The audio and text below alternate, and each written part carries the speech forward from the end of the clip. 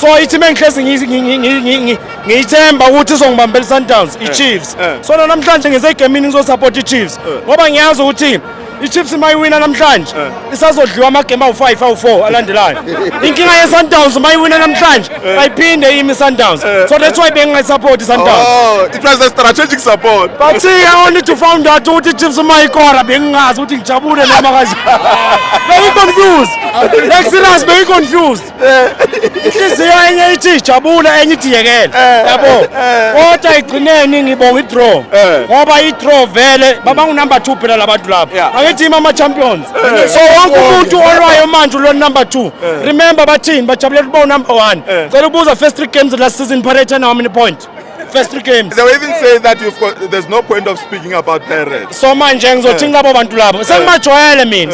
iChiefs mina ayingithusi mina. Ayingithusi. That's why namhlanje bengisupport ukuthi ishaye Sundowns.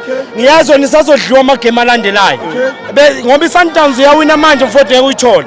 But ngephi ngama results namhlanje. Although igame namhlanje beyibhora mfowethu asibonga ngebhola yabo. But siyabonga mfowethu konke. Danke Pakania. Sibonga.